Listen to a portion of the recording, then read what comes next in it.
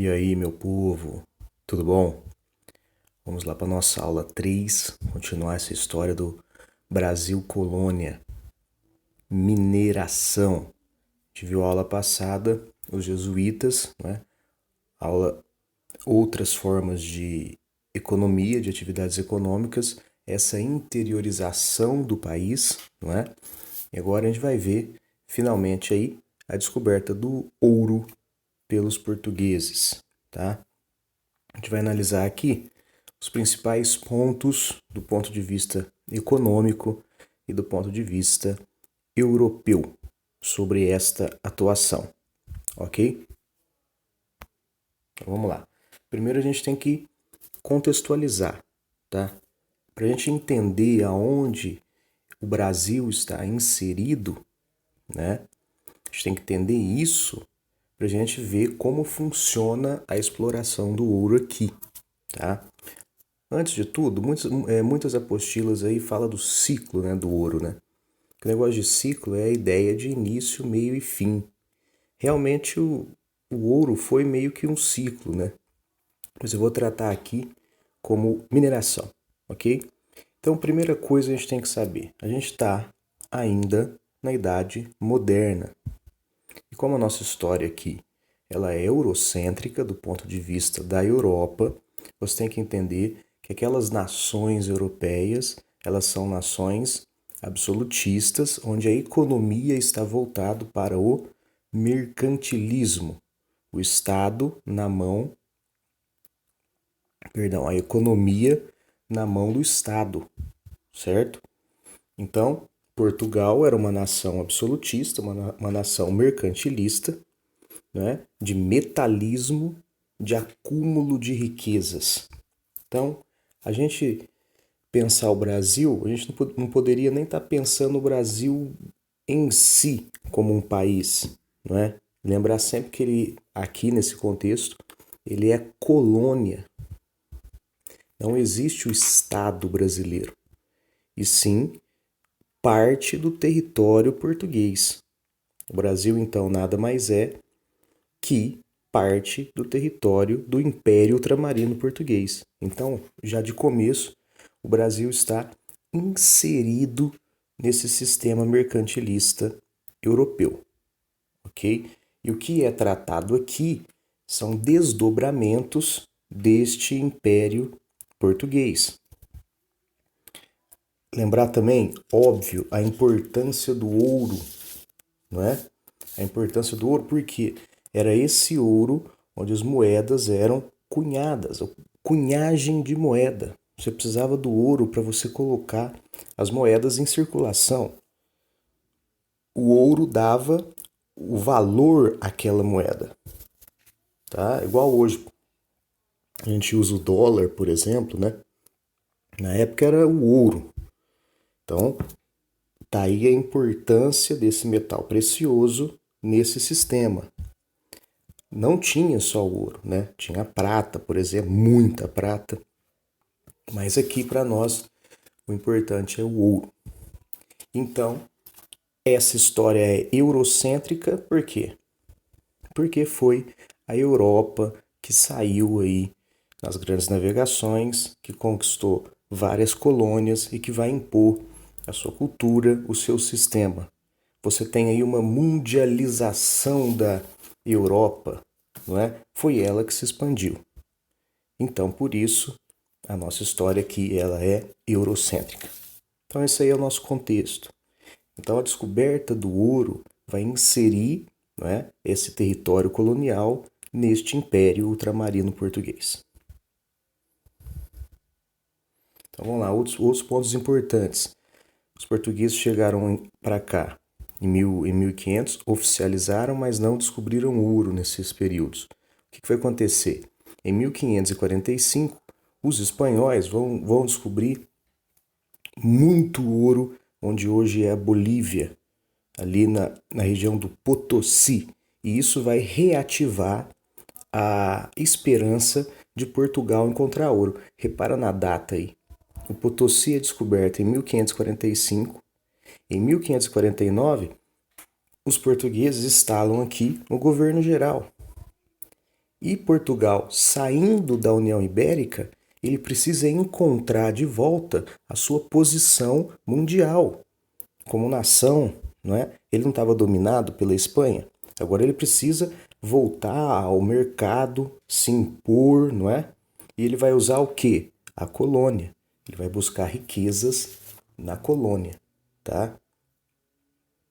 Então, você vai ter os colonos aqui e representantes do império aqui na colônia, atrás aí dessas riquezas. Então, com a descoberta do ouro pelos espanhóis, lembrando que os espanhóis chegou na América já tinham descoberto o ouro, né? Mas essa mina de ouro aí é muito próxima ao território português. Então, isso reativa, né, o imaginário de encontrar ouro em Portugal. Portugal já tinha encontrado algum ouro aqui? Sim, um pouquinho, mas não tanto para ser explorado. Então, para a gente lembrar que quem descobre o ouro nessa quantidade para ser explorado aí, né, são os bandeirantes. Então, eu coloquei esse mapa aí só para a gente lembrar essas bandeiras de prospecção que sai de São Paulo, né? Os vicentinos ou sertanistas ou paulistas, ok? Os bandeirantes. Então, eles vão descobrir aí esse ouro explorável. A data assim exata você não tem registro das datas exatas, mas vamos colocar aí de 1693, 1694, 95, onde hoje é Minas Gerais, Sabará, tá? Então a gente está no final do século XVII. Essa aula vai até mais ou menos 1770, tá certo? Então eles descobrem ouro nessa região que não era inserida comercialmente, ela não era explorada, ela não era habitada, ela não tinha função, vamos dizer assim, dentro dessa colônia. Ela era quase que desconhecida. Com a descoberta do ouro, ela vai ser inserida e isso vai mudar a estrutura colonial completamente. Óbvio, o Brasil não larga de ser uma colônia, mas você vai ter lá características próprias, não é? Você vai mudar essa estrutura colonial por causa da descoberta de ouro. Então, primeira consequência, você vai ter um fluxo migratório para essa área gigantesca, tanto das áreas dentro da colônia como de Portugal para cá, tá? Eu anotei uns dados aqui, ó. Por exemplo, em 1700 a colônia tinha 300 mil habitantes. Portugal tinha 2 milhões de habitantes em 1700. De 1700 a 1720, vieram para cá, mais ou menos por ano, 6 mil portugueses. De 1720 para frente, vinham mais ou menos 10 mil portugueses. A colônia, entre 50 e 60 anos, subiu de 300 mil habitantes para 1,5 milhão de habitantes. Então é óbvio que aqui você vai mudar completamente. E a sociedade que forma em torno dessa atividade econômica vai ser bem diferente daquelas tradicionais que a gente estudou antes. Então você tem um fluxo migratório com um grande aumento e rápido, principalmente para a época. E qual que é esse impacto? Você vai ter muitos impactos, como por exemplo a ocupação territorial, as atividades econômicas, o mercado consumidor. Quem vai trabalhar nessas áreas? Será o escravo? O aumento do número de escravos? Né? Mas a primeira coisa que acontece que faz a coroa perceber que ela não chegava nessas áreas é a Guerra dos Emboabas. Então vou resumir muito, que a gente falou muito, isso aí é uma estátua do Borba Gato em São Paulo, né? A Guerra dos Emboabas foi o quê? A disputa de quem ia explorar essas áreas para a coroa. Se eram os bandeirantes, os paulistas que descobriram essas regiões do ouro, ou se era essa galera que estava indo para aí, a chamada Corrida do Ouro, né? Claro, quem ganha isso são os portugueses, né? Os bandeirantes eram vistos aí, né, esse estilo selvagem e tal, Claro, os portugueses tinham apoio da coroa. Então, essa Guerra dos Emboabas de 1707 a 1709, quem ganha são os portugueses. Emboabas era um nome pejorativo que os bandeirantes davam aos portugueses, que usavam botas com penas, né? Emboaba é um pássaro. Então, a principal consequência disso, com a vitória dos portugueses, os bandeirantes vão para o centro-oeste, Goiás e Mato Grosso, tá? E a principal consequência disso é que a coroa portuguesa vai começar a fiscalizar melhor essa área. Que nos primeiros 20 anos, vamos colocar aí, de 1700 a 1720, você vai ter conflitos, você vai ter o começo aí dos impostos, a cobrança de impostos, de uma organização, porque essa área era, como eu já falei, desconhecida. Então você vai ter a criação de capitanias, essas cidades começam, essas vilas começam a virar cidades, né? Então o foco será maior nessas áreas. Em 1717, você tem a consolidação da autoridade portuguesa nessas áreas. Você tem esse cargo aí, Conde de Sumar, né? E um dos principais é esse Pedro Miguel. Aí a exploração começa a crescer, você vai ter uma autoridade já bem implementada, ou seja, um controle maior da coroa, e como muita gente vai para lá, você precisa montar uma infraestrutura, então você vai ter uma economia que vai se diversificar muito mais do que aquelas áreas na cana-de-açúcar. Né? Então, como era uma área desconhecida, você precisa de casas, de novos trabalhadores, de plantar, né? Então você vai ter já aí uma economia diversificada, né? Então, a partir de 1717. Então, por exemplo, aqui eu coloquei uma foto hoje de Ouro Preto, né? O que você observa olhando esta foto de Ouro Preto? Uma cidade histórica. Observe a construção da cidade. Olha como é que é o assentamento das casas, a concentração. Por quê? Foi tudo muito rápido, né? É um ambiente que você olha assim, parece que é de conflito. Elas não eram ordenadas por causa desse fluxo em pouco tempo e muita gente. Então aí você começa a ter a administração portuguesa. Então ele vai dividir essas áreas em datas. As lavras são as áreas maiores. A faiscação é o ouro no rio, aquele ouro de aluvião. Você tinha o ouro no rio, o ouro de aluvião, e o ouro em montanhas, não é aquele ouro que você tira da terra mesmo. Ele vai criar um órgão administrador, que a gente vai chamar de intendência das minas, que vai controlar aí o ouro que é contrabandeado, ele vai proibir o contrabando, e os impostos. A criação de vários impostos, tá? O que a apostila pede aí é o quinto. 20% do ouro tem que ir para a coroa, certo? Você vai ter imposto de quem entra, de quem sai, imposto por cabeça de escravo, tá?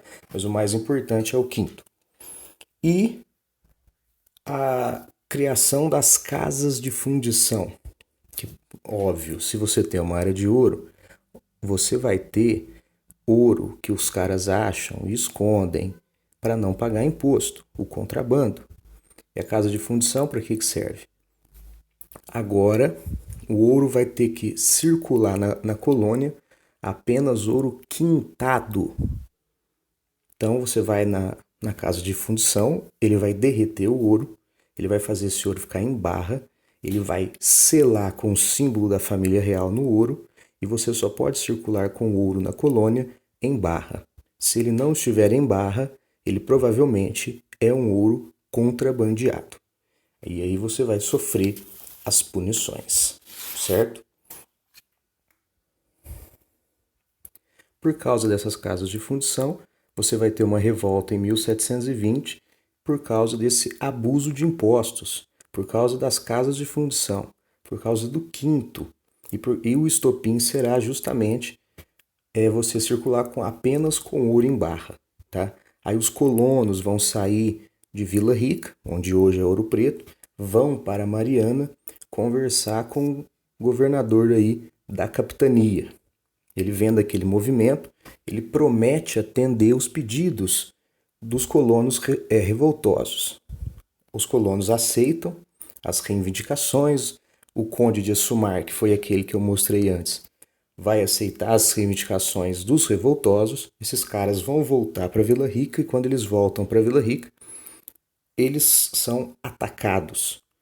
Né? Um dos líderes, Felipe dos Santos, é preso e é condenado à morte. Ele é esquartejado, como exemplo. Né?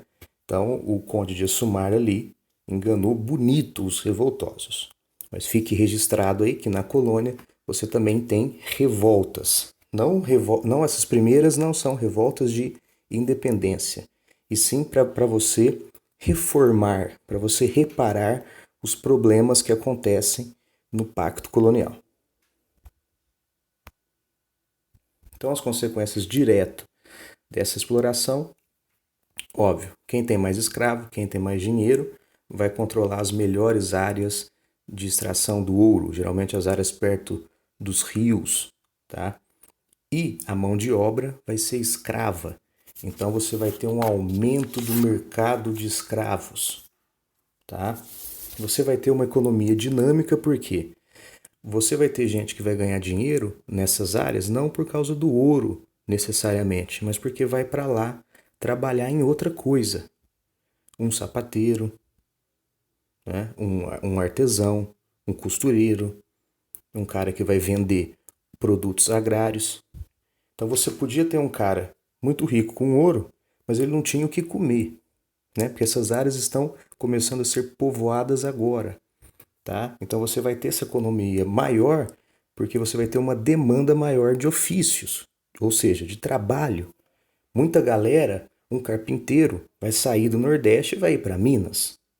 Então, muita galera vai para essa para você construir a infraestrutura. Então você vai ter um surgimento, entre aspas, aí, de uma classe média, dessa variedade de profissionais liberais, uma maior mobilidade social, porque você pode ir lá e ficar rico, não necessariamente com ouro, mas você pode ir lá e ficar rico. Né? Então não é aquela sociedade engessada açucareira. E se você vai lá para morar nessas áreas, você vai construir uma cidade, você vai ter uma urbanização. E o eixo econômico da colônia vai mudar do Nordeste para o Sudeste. E essa sociedade miscigenada, escravista, ela vai ter suas características próprias e ela vai representar isso muito na arte, que é o barroco. Tá? A gente vai ver isso em outra aula, só falar do barroco, que é Brasil e História da Arte. Então você vai ter uma estrutura colonial, óbvio, o pacto colonial, a presença do Estado, impostos, tudo, mas com características próprias. Uma sociedade mais urbana, com uma classe média. Os escravos, você vai ter diferentes tipos de escravo, escravo de ganho, os caras vão alugar escravos. Aqui você vai ter caso de escravo que compra a liberdade, a alforria, que esses caras trabalham. As mulheres, a participação das mulheres aí em construção de quitandas, de prostituição, que não tem como viver se prostitui, não é? Elas vão ter esse papel aí no comércio, claro, não é igual hoje, mas essa presença da mulher é maior em relação à sociedade açucareira que a gente viu antes, tá certo? Então aí só uns quadros para a gente ver o trabalho escravo, a procura de ouro, né, nessas bateias aí. Aí é uma casa de fundição. O prédio ainda está lá em Ouro Preto, tá? Mas funcionava como uma casa de fundição.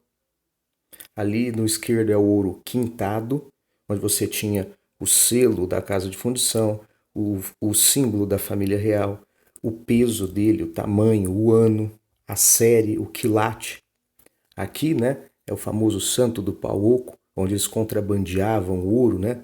Os padres andavam aí nas carroças e mulas e guardavam o ouro ali, né? Escravo guardava o ouro no dente, no cabelo, né? Então existia muito contrabando.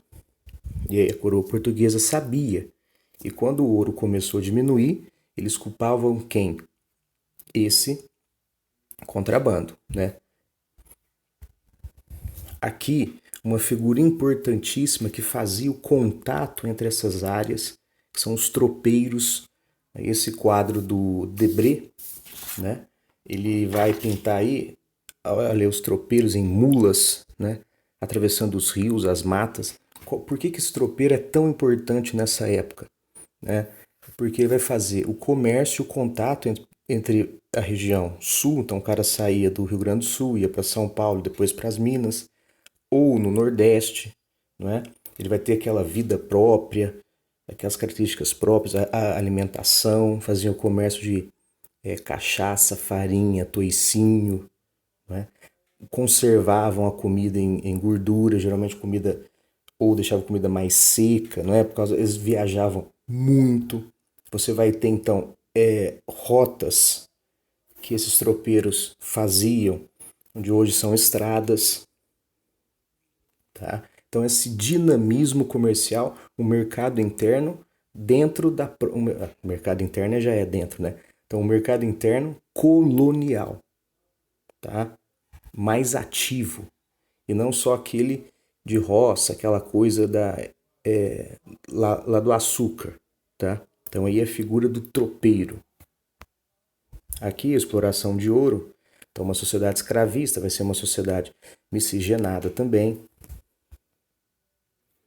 E aqui depois você vai ter a Era Pombalina de 1750 ali, que é quase o auge para o declínio dessa mineração, tá?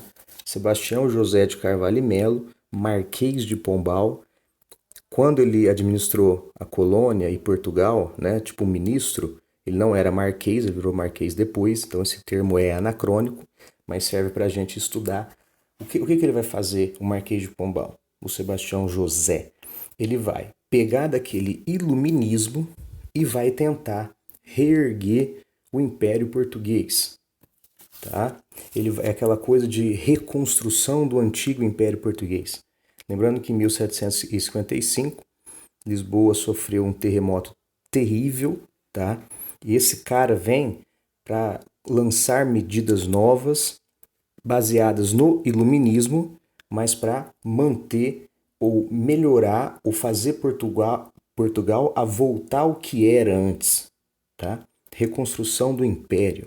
Eu falo aí reformismo ilustrado, aqui na sua apostila tem déspota, né?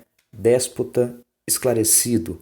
Esse reformismo eu coloquei porque é como se fosse uma reforma. Você não vai largar de ser absolutista, você não vai romper com nada.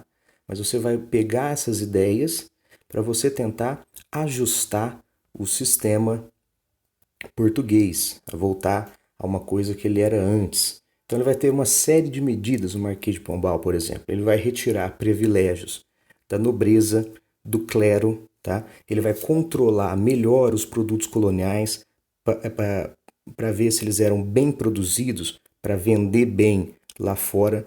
Vai ter uma repressão do contrabando muito grande. Você vai ter modernização de cidades, a reconstrução de Lisboa.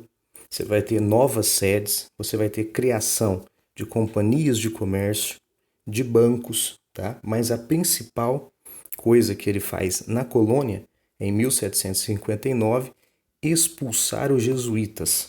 Lembra lá da força que os jesuítas estavam tendo? Aula passada, aula 2, né? O Marquês de Pombal vai falar o seguinte: a Companhia de Jesus na colônia é um estado dentro do estado. Ele tira o poder da colônia, ele vai mandar expulsar os jesuítas da colônia de Portugal e depois a Companhia de Jesus vai ser cancelada pela própria Igreja Católica. E uma outra coisa importante também, em 1763 você vai mudar a capital. A capital vai sair de Salvador e vai ir para o Rio. Por quê? Pela proximidade das áreas do ouro, ali né, para você evitar esse contrabando, né? Então, mudança de capital, Salvador para o Rio, em 1763. Esse Marquês de Pombal aí, ele vai governar até 1777, quando a Maria I sobe ao trono e cancela essas medidas, demite ele, tá? Mas essa área, esse governo é importante justamente aí por causa disso, dessas reformas feitas na colônia. E a partir daí, o sistema colonial vai começar a entrar em crise, né? Então você vai ter o declínio do ouro por causa das grandes exportações, dessa grande extração de ouro. Ouro, não sei se você sabe, não dá em árvore, né? Só que ao mesmo tempo você vai ter aí um fôlego da agricultura. Tá? Você vai ter um aumento agrícola, porque por exemplo, as áreas que não serviam mais à exploração do ouro, tá? Vai servir para plantar ou para criação de gado. Minas Gerais aí vai ter grandes criações de gado leiteiro, né? Então o crescimento da pecuária. Você vai ter o algodão. Você vai ter quem fazia muito algodão no mundo nessa época eram os americanos. E com a Revolução Americana você vai dar né? O algodão do Brasil vai tomar um fôlego aí, vai virar um produto muito forte, tá? Além do crescimento populacional europeu desse século, do século XVIII, que vai consumir muito produto agrário, né? Então você tem esse fôlego aí, beleza? Em tese, é isso. Os pontos econômicos e políticos mais importantes, ok? Qualquer dúvida, eu estou lá no plantão de dúvidas. E na próxima aula a gente vai ver melhor aí esse lado cultural. Muito obrigado e abraço.